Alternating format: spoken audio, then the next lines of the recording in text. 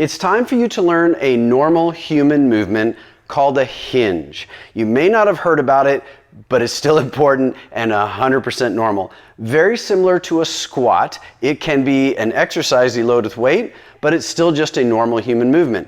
Examples of hinges that are loaded with weight are exercises called good mornings, or deadlifts, or kettlebell swings. Those are probably the three most popular. But whether you choose to lift or not, that's up to you. But in day-to-day life, you're going to still pick things up, and that's weightlifting in its own right. And you need to be prepared for that, or day-to-day life will break you down. Now, most people who are coming to this video are because you've come to talk to me about back pain, and hinging and bending look a lot alike, and they can be very scary for somebody whose back is hurt. So I want to clarify right away. When I bend, I'm rounding. And when I bend, I feel tension in the small of my back or across my back somewhere.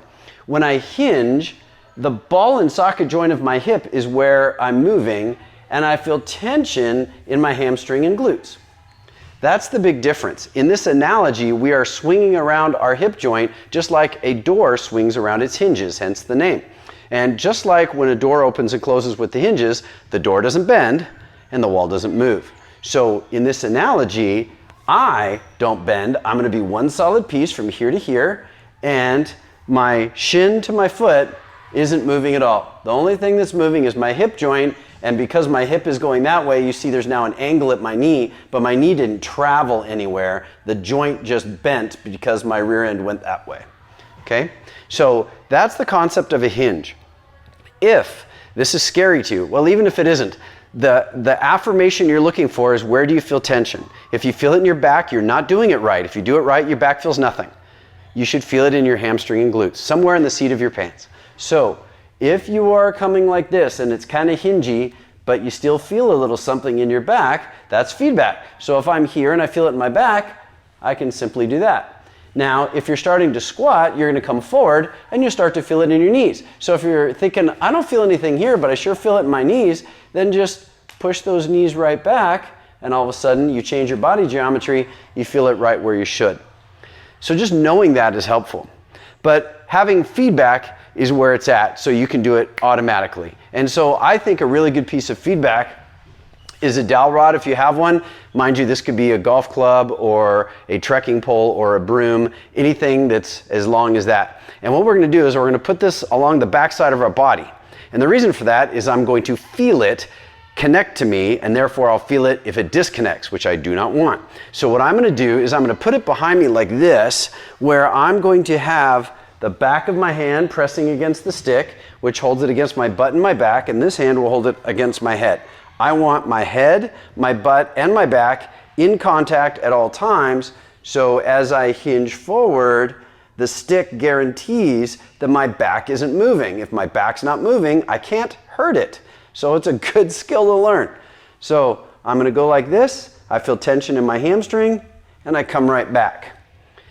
If you hold the dowel like this, where you're actually squeezing it with your hand, it's really easy for that to come off and lose track. So use the back of your hand and press, and then work on feeling that. Sometimes people have shoulder mobility issues. They can't comfortably hold the stick. Sometimes people are so round in their upper back, the back of their head won't touch, or they're reaching for it like that to get it there. Totally fine. If that's the case, you can just not connect your head. So let's pretend I have this posture and my head's not touching. Well, my butt and my back still are. And I can still, even if my head's not attached, get that feedback. If I don't have the range of motion for a stick, or even if I do, just say it just doesn't jive with me. Somehow or another, I don't get it. It just doesn't give me useful feedback. Then we do what we call butt bumps. So here's a butt bump. I'm going to use a chair. You can use a piece of furniture or a wall. You just need something that you can bump into with your butt. So what I'm going to do is I'm going to be some small distance away, and I'm going to hinge until I feel it. So if I feel tension in my hamstring, and I feel that, and all 5 toes are still on the ground, so I've got my balance, then that was pretty good. Maybe I can do it further away. So I can either push this back or get a little further. I'm going to get a little further so I stay in the camera frame for you. So I'm going to reach back, and I'm reaching my butt for the chair. I bumped it, so I feel that, and I come back up. As I do this, sooner or later, it will be so far back, I will not keep my toes on the ground. I'll be leaning backwards like that. Not useful. I need to be solidly connected to the floor. You might have your hands in front of you as a counterbalance, but just reach your butt, feel whatever it is you're feeling for, and come back. And you just keep playing with the distance until you're successful, but it's a certain amount of work for you to do it. So if it's super easy, it's too easy for you. You want to be as far as you can with all 5 toes staying on the ground. Once you've got the sense of that, with either sense of the stick or the butt bump, and you can reliably feel it in your hamstring and glutes, feel nothing in your back, it's time for load. And then we can go with a good morning or a deadlift. If you want to learn a kettlebell swing is just a dynamic deadlift. So you still start with that. So then we would load those. And I'm sure there's somewhere on my YouTube channel, there's a video for you. So keep an eye on those. But this will get you started learning how to hinge. It should never be felt in your back, always felt in your upper hamstring, not felt in your knee. If your knees are going forward, you're starting to squat. If you feel it in your back, you're starting to bend. Upper hamstring and glutes only. Enjoy your training.